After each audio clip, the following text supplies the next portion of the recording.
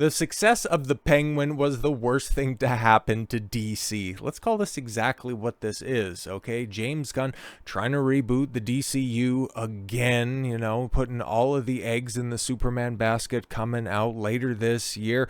It all got messed up because Matt Reeves has this little corner of DC that was carved out with the middling success of the Batman back in 2022, I think, or something like that. Yeah, it's 2022, right? That came out, and well, it only made $800 million, which I know it sounds like a lot of money, but a Batman film not making $1 billion, bro, there's something rotten over at DC, and we've known that for a while, hence for the reboot on the horizon. But with the success and the overwhelming critical and fan reception of the Penguin, that leads to rejuvenated interest in Matt Reeves' Batman universe. And because he was contractually signed up to make a sequel, that makes James Gunn's his job a little bit more problematic. Because yeah, Matt Reeves has a contract. Okay, we got to fulfill that. We can't run around and screw any other directors over for Warner Brothers. I mean, they already have a bad enough reputation. What would Turfin, another somewhat prominent filmmaker, due to ingratiating yourself to an industry? But because Warner Brothers has so much tied into the success of the upcoming DCU,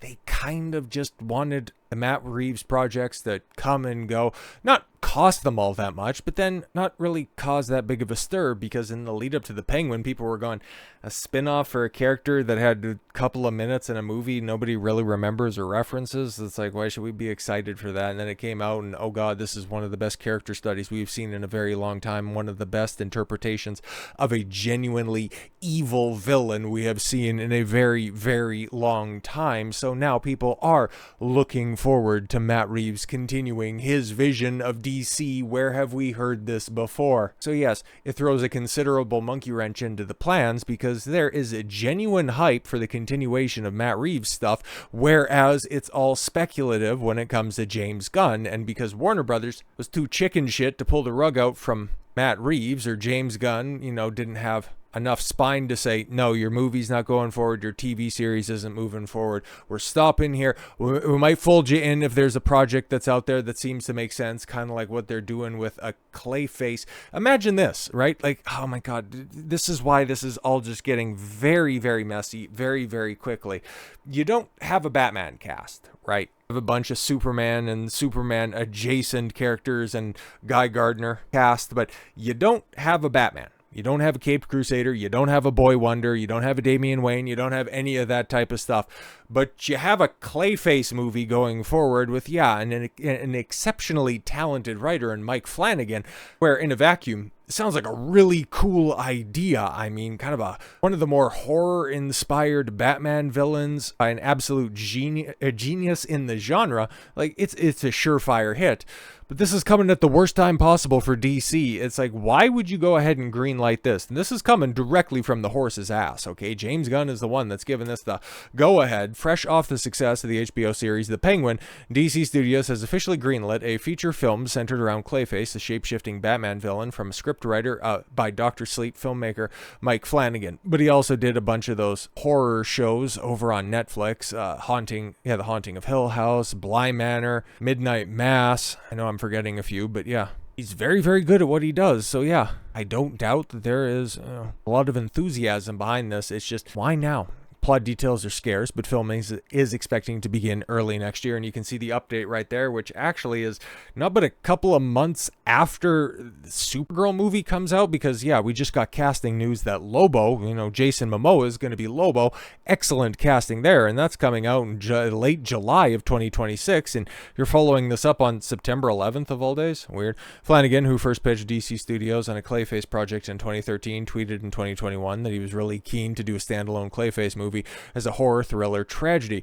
He's already committed to write and direct a new take on The Exorcist for Universal through Blumhouse and Morgan Creek, and he's also developing a series adaptation of Stephen King's novel Carrie for Amazon MGM Studios. So DC has been on the hunt for a director to take the reins, and the announcement is imminent. So yeah, as of recording right now, we don't know who the director is, but also we don't know what the direction for the DCU is, because you got Batman 2, the follow-up to the Penguin, and then also the question that a lot of people are going to be asking, because you got a standalone Batman villain movie.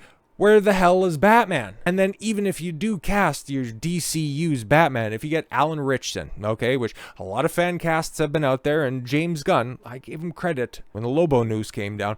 He's been very good at casting. So yeah, Alan Ritchson as Batman, as Bruce Wayne, that'd be excellent casting. But how's that going to detract and how's that going to obfuscate what's happening with the Batman 2, which has been delayed for a whole year?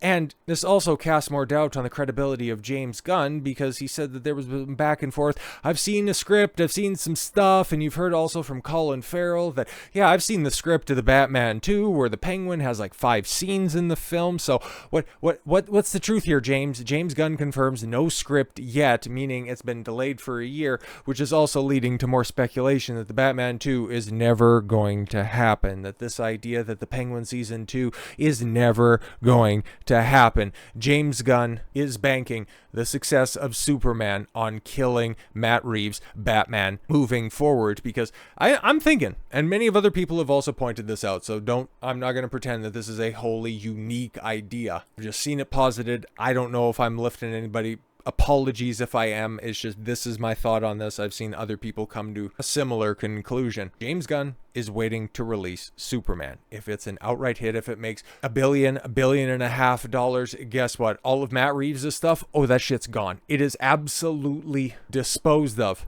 We'll be hearing announcements for the DCU proper casting for Batman, the Rogues Gallery, but the new villains coming up are going to be, who's going to be playing Damian Wayne in The Brave and the Bold. We'll be hearing a lot about that in very short succession. I would imagine in August or September, we'll be hearing about who's going to be under the cowl. But if Superman doesn't do all that hot, actually I got 3 scenarios here. If it ends up being a middling success, I could see James Gunn doubling down on Superman. Batman ends up going, Matt Reeves' Batman ends up going ahead as planned in 2027. And Warner Brothers figures out, oh God, what the hell are we doing with DC? Maybe they cut the purse strings a little bit and focus more on George R.R. Martin stuff, and then the Harry Potter show that's coming out in on and around 2026. I could see that happening as well.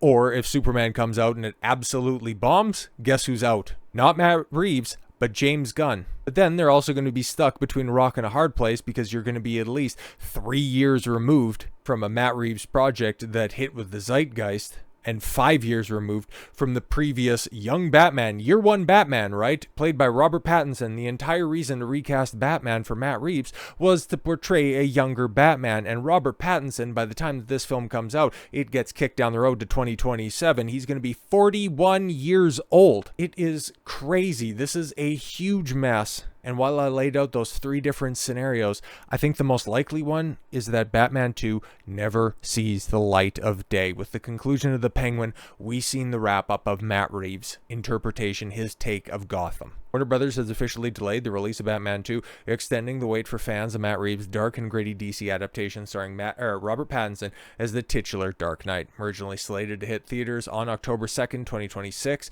the sequel will now premiere October 1st, 2027. This marks the second delay this year, shifting the highly anticipated film a full year back and making way for Tom Cruise and Alejandro G.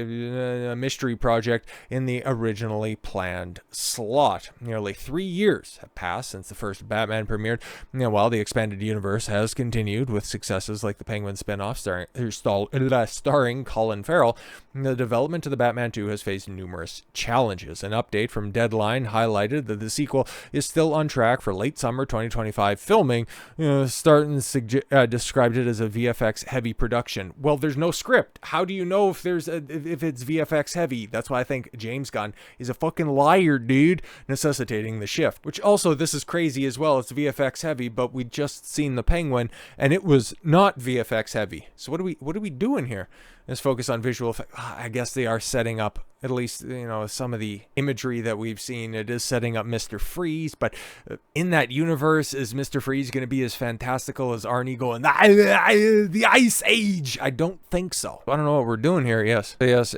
Suggesting a more ambitious scope for the sequel, potentially elevating the storytelling and visual spectacle beyond the first grounded installment, which would be a big mistake, which would end up, confusing it with DCU even further. This isn't the first time the project has been postponed. Started 2023. The release set for October 2025 was moved to 2026 after the actors and writers strike of last year, James Gunn, DC Studios co-chairman and co-CEO, has publicly defended the decision to delay the sequel. Of course, because he doesn't want this to succeed, but there's such an obvious path for this to succeed moving forward, because you've seen Everybody who's talking about the Penguin has praised it. Sounds like 2 or 3 people who don't even know the story all that well, but still, it's received universal acclaim, okay? You know, exceptions don't disprove the rule.